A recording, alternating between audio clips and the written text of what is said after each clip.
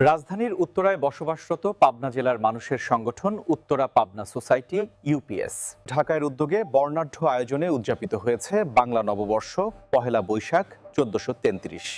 বিস্তারিত দেখুন ঢাকার কণ্ঠ প্রতিবেদনে।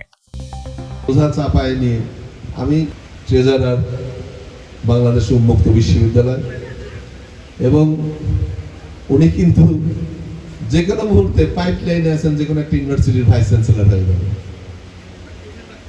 শামীম ভাই অত্যন্ত অনেক ওনার প্রকাশনা আছে, অনেক বই লিখছেন উনি, অত্যন্ত চিন্তাশীল মানুষ, অনেকগুলো বই উনি লিখছেন এবং অত্যন্ত তত্ত্ববহুল। আর উনি বর্তমান রাষ্ট্রীয় পর্যায়ে রাষ্ট্রনায়ক বা রাষ্ট্রনায়কের আশপাশে যারা বড় বড় মানুষ থাকেন তাদেরকে সহযোগিতা, সাজেশন এবং বড় সড় কর্মকাণ্ডে ভালো কিছুর জন্য উনি একজন বিদুষী মানুষ। আমার ডান দিকে উপবিষ্ট একজন বরেণ্য ব্যক্তি, বাংলাদেশের একজন স্বনামধন্য শিক্ষাবিদ, এবং আমার বাদিকে ইউপিএস এর সভাপতি, এবং আমার সামনে উপবিষ্ট সুধী মণ্ডলী। আমি দেখতে পাচ্ছি সবাই লাইন ধরে পান্তা নিচ্ছেন। আমার মনে হচ্ছে যে মহিলাদের জন্য আলাদা একটা লাইন করে দেওয়া হবে। সভাপতি ছিলাম, আমরা চেষ্টা করেছি এই সংগঠনটাকে একটা ভালো রূপ দেওয়ার জন্য, কিন্তু বিভিন্ন প্রতিবন্ধকতার কারণে হয়তো তখন আমরা এত ভালো। সরকার থেকে প্লান্টেশন করেছে, কিন্তু বেশ অনেক গাছগাছালি, আজও আমি দেখলাম আসার সময় অনেক গাছগাছালি আছে, যে সেইখানে একটা পদ্ধতি যেটা আমরা করতে পারি সেটা হচ্ছে বস্তা ভিত্তিক আদা চাষ, অর্গানিক আদা চাষ। এটা করা যায় কিনা আমি কমিটির সাথে কথা বলবো, কমিটির সদস্যদের সাথে কথা বলবো।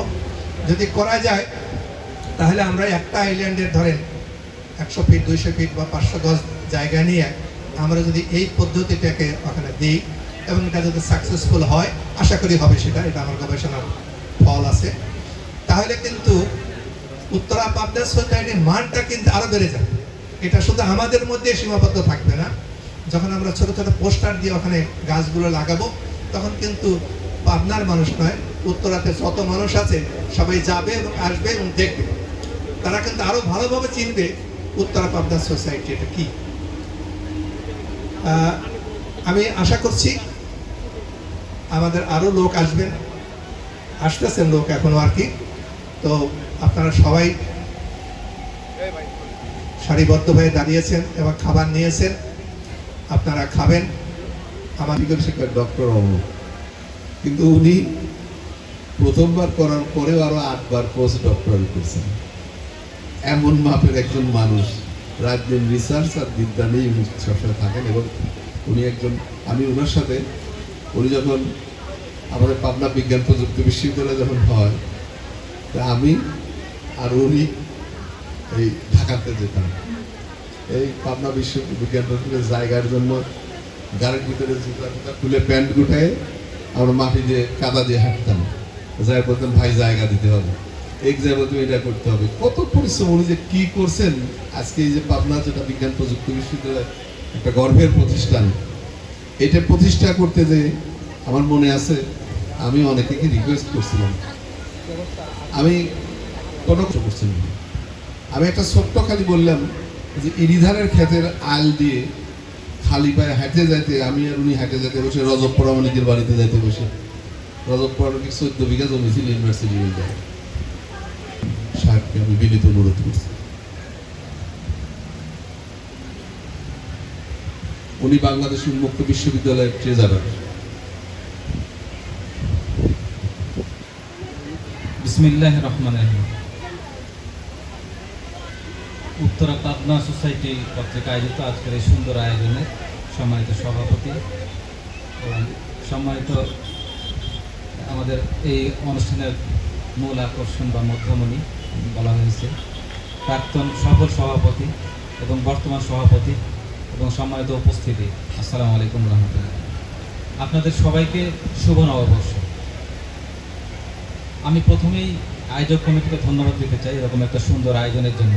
এখানে নতুন পুরাতন সবাই না আর কি। আজকে ঢাকা বিশ্ববিদ্যালয়ে মৃত্তিকা বিজ্ঞানে পড়াশোনা করেছি, অনার্স মাস্টার্স করেছি, তারপরে পরিবেশ বিজ্ঞানে আমি পিএইচডি করেছি। তা আমি স্যারের সাথে মানে সহমত পোষণ করে বলতে চাই যে সারা পৃথিবীতে কিন্তু এখন মানে ওই যে কেমিক্যাল যে দূষণ বা রাসায়নিক দূষণ যেটা বলি, বা যে কেমিক্যাল ফার্টিলাইজারের যে আধিক্য, এখন কিন্তু মানুষ নতুন করে আবার ওই অর্গানিক কৃষিতেই যাচ্ছে, অর্গানিক চাষে যাচ্ছে। গ্রামে গঞ্জেও দেখবেন যে অতিরিক্ত কেমিক্যাল ফার্টিলাইজার ইউজ করার ফলে জমিটা কিন্তু একদম নষ্ট হয়ে যায়, অন্ধকার হয়ে যায়, হয়তো 2-3 বছর ভালো ফসল পাওয়া যায়, তারপরে আর থাকে না। এগুলো নিয়ে অনেক কথা আছে, আমি এগুলো ভিতরে যেতে চাই না। বাট এখন আবার অর্গানিক কৃষিতে যাচ্ছে এবং উনি যে ধারণা দিয়েছেন আমি এটার সাথে একমত, এবং আমি চাচ্ছি যে ধরনের হলে পাবনা সোসাইটিতে কিন্তু ব্র্যান্ডিং হবে, যে তারা এই ধরনের একটা ভালো কাজ করেছে, ভালো উদ্যোগ নিয়েছে। এবং একটা সোসাইটি যখন গঠন হয়, আমি মনে করি যে তাদের সার্থকতা এই সমস্ত মানব সেবায় বা এই ধরনের জনসেবামূলক কোনো কাজ যদি করতে পারা, সেটা ভালো আর কি। আমি এর সাথে পাশাপাশি এটাও বলতে চাই যে পাবনা সোসাইটি গঠিত হয়েছে শুধুমাত্র আপনার ঢাকায় যে পাবনাবাসী যারা আমরা আছি তাদের জন্য না। ইভেন আমাদের উদ্দেশ্য হওয়া উচিত আমাদের অরিজিনাল পাবনায়, যমুনার ওপরে যে পাবনা আছে সেইখানকার মানুষজন কেমন আছে, তাদের সুখ দুঃখের সাথে আমাদের খোঁজ খবর নেওয়া, তারা কিভাবে আছে, তারা কি খাচ্ছে, তারা কি পর্যন্ত। ধন্যবাদ এবং কৃতজ্ঞতার সাথে স্মরণ করছি। আমি মনে করি যে আপনাদের যে পরবর্তী প্রজন্ম আসবে তারাও এই মিলন মেলাকে কৃতজ্ঞতার সাথে স্মরণ করবে, এই বলে আমরা বক্তব্য শেষ করছি। আল্লাহ হাফেজ। আসসালামু আলাইকুম রহমতুল্লাহ।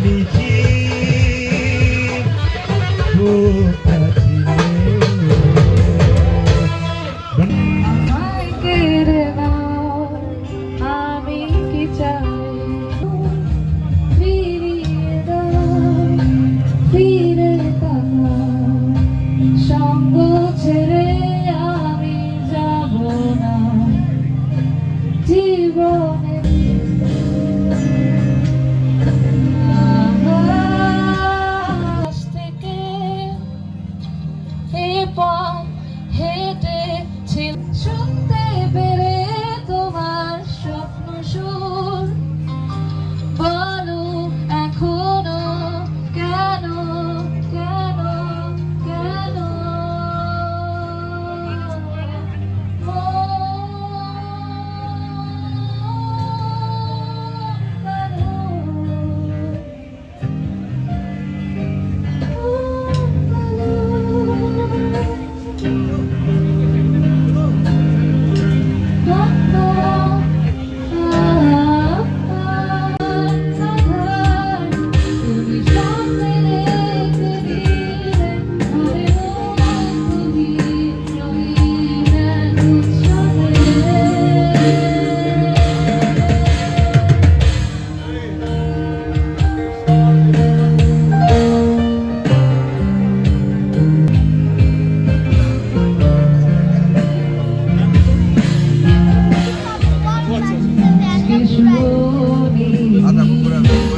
আনন্দ ধ্বনি পৃথিবী ধরেছে শুধু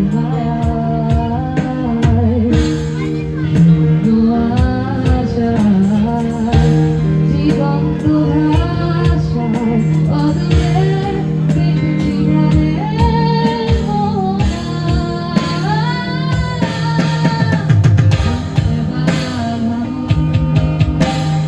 ক্লান্ত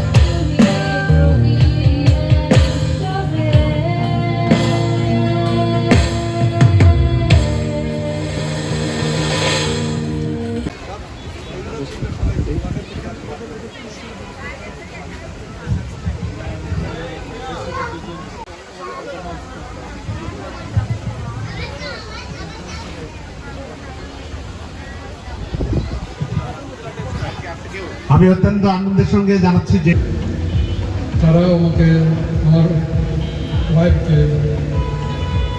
দাওয়াত করেছিলেন, ফলে ওখান থেকে সবসময় মনটা পড়েছিল এখানে, যেখানে গেলে পাবনা লোকদের সঙ্গে কথা বলতে পারবো, দেখতে পারবো।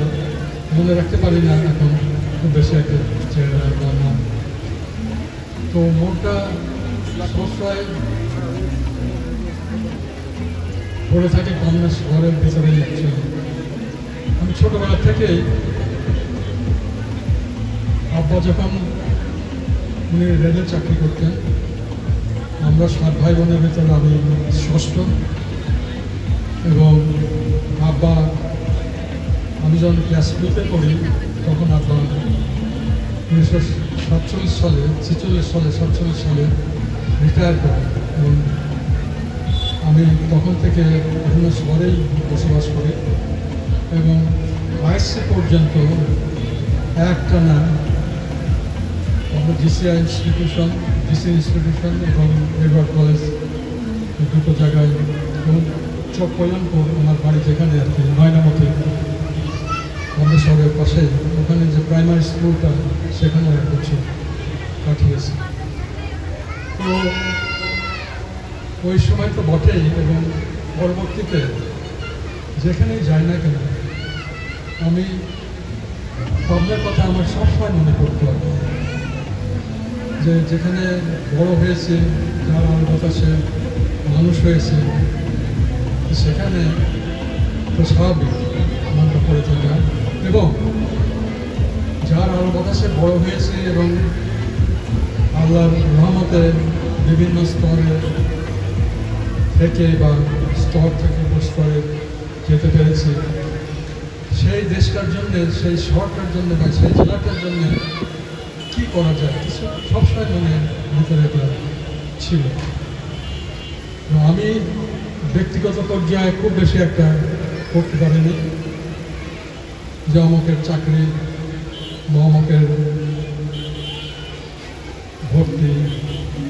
এগুলো আমার মতে হস্তক্ষেপের সামিল মনে হয় আর কি, কিছু বলার। কারণ আমাকে যখন কেউ কিছু বলে, যেমন ধরেন রাজশাহী ইউনিভার্সিটির ভিসি, নামটা বললাম না, উনি কোনো একটা অ্যাডভার্টাইজমেন্ট হলে আমি যেখানে চেয়ারম্যান থাকি বা সংশ্লিষ্ট থাকি, উনি একটা ফোন করতেন। তো আমি ওনাকে একদিন বললাম যে আপনি যে ফোন করবেন আমার এই ক্যান্ডিডেট থাকলে এই ক্যান্ডিডেট বেরিয়ে যাবে, কারণ এটা তো সিলেকশন কমিটি এখতিয়ার, এক্সপার্ট মেম্বারদের এখতিয়ার। তবে আপনাকে বলতে পারি যে আপনার 8টার নাম দিলে 6টা নামই কিন্তু আমি স্মরণ করে তাকে যে চাকরি দিই তাই না, তার নিজের গুণেই এরা কিন্তু হয়ে যায়। তো শুধু শুধু আপনি সুপারিশ করার কোনো মানে হয় না। তো যাকে আমি এই সব মানে ইপিজেড সম্পর্কে বিরাট ইতিহাস আছে। তো এই একটা জায়গা যেখানে কর্মসংস্থানের ব্যাপার আছে, এবং কে হবে সেখানে কর্ম পাবে, চাকরি পাবে, সেটা আর এক ব্যাপার। কিন্তু ইপিজেডটা হওয়াটা মানে কিছু কর্মসংস্থানের সুযোগ এসে যাবে। তো এইরকমভাবে আর কি বড় বড় জিনিসগুলো যাতে পাবনাবাসীরা সামগ্রিকভাবে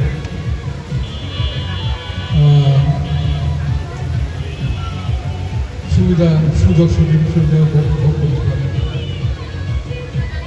ধরেন পাবনা প্রযুক্তি বিশ্ববিদ্যালয়, আমাদের নেতা সাহেব আছেন, তখন আমি আসাদুল্লাহ ইউনিভার্সিটির ভাইস চ্যান্সেলর। বহুদিন ধরে আমি এটা হওয়ার ব্যাপারে আমাদের একটা কী দিল, একটা ভ্যাকেন্ট ল্যান্ড দিল। আমি টাকায় দেখলাম যে এখানে ইউনিভার্সিটি হবে, কারণ আইইউটি করার সময় ওরকম একটা ভ্যাকেন্ট ল্যান্ড দেওয়া হয়েছিল, কিন্তু ফান্ড কোথা থেকে আসবে, কী হবে, কোথায়, কিছু গাইডলাইন ছিল না। সেটা তো আরও আন্তর্জাতিক পর্যায়ে প্রেসিডেন্ট জিয়াউর রহমানের উদ্যোগে এবং ইয়াসের আরাফাত মানসুরের প্যালেস্টাইনের পিএলও চেয়ারম্যান, ওনার সহযোগিতায় ওনারা ওই দিন ছিলেন যে ভিত্তি প্রস্তর স্থাপন করেন। সেখানেও আমি সুযোগ হয়েছিল থাকার। একটা মাঠ দেখায় দিলে বলে যে এটা এখন বানানো, বানানো যে কি কঠিন সেটা যারা করে। তো আল্লাহর রহমতে আমরা প্রথম পোস্টে পাবনা ইউনিভার্সিটির সাইন্সে, তো এইটা এই ধরনের কিছু কাজ কারবার করার চেষ্টা করেছি। এবং যে আবার বললাম যে ব্যক্তিগত পর্যায়ে আমি কিছু করি নাই, তো সামগ্রিক পর্যায়ে চেষ্টা করেছি। এডওয়ার্ড কলেজে বলেন, আমি পাবনা গোপালচন্দ্র ইনস্টিটিউশন বলেন, আমার একটা সুবিধা ছিল, যেহেতু আমি ইঞ্জিনিয়ার মানুষ, দ্বিতীয় হচ্ছে যে আমি শিক্ষক মানুষ। সুতরাং একটা ফোন করলেই ওই প্রান্ত থেকে স্যার আমি তো আপনার ছাত্র ছিলাম, এই যে সুবিধাটা কী করতে পারি স্যার, একটা তো অদ্ভুত ব্যাপার ঘটে গেল। আমি গোপালচন্দ্র ইনস্টিটিউশনে গেলাম, গিয়ে দেখে যে রডগুলো বেরিয়ে আছে।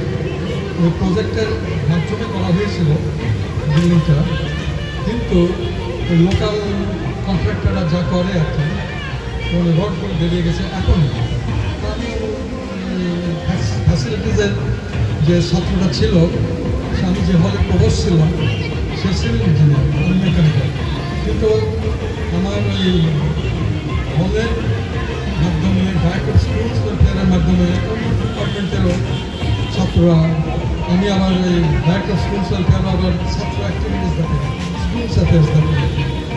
তো যাকে সে চিন্তা স্যার কী হয়েছে, আমি বললাম তোমার তো ইঞ্জিনিয়ার মধ্যে কী করে, রড বাড়াই গেছে এখন, কেমন ভয় করে।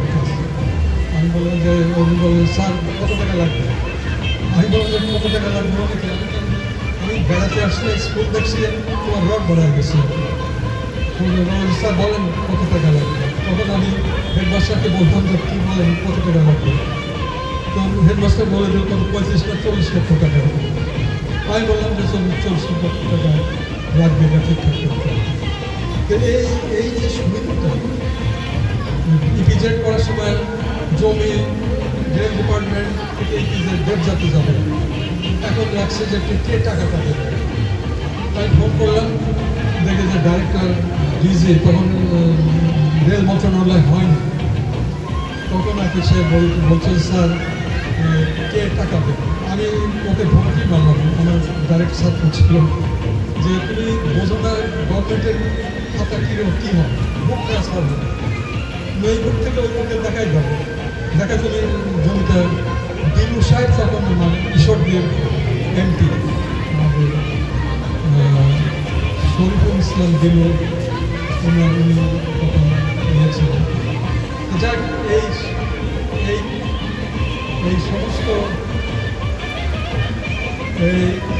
এইরকমভাবে আর কি আমি ছাত্রদের ভিতরে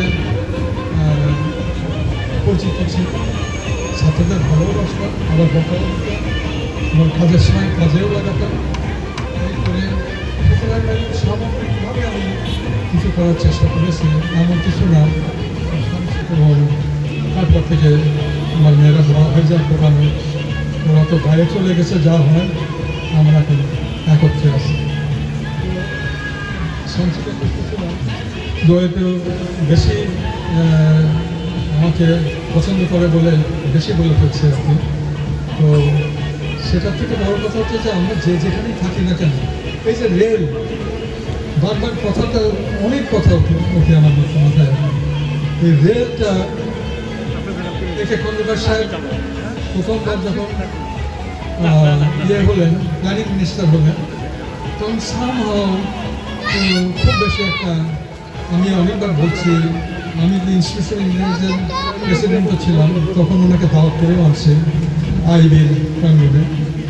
উত্তরবঙ্গ ধর্মকর্ম সম্পর্কিত অনেকে দাওয়াত করেছে চিফ গেস্ট হিসেবে। তো জসিম ভাই দিক দেন না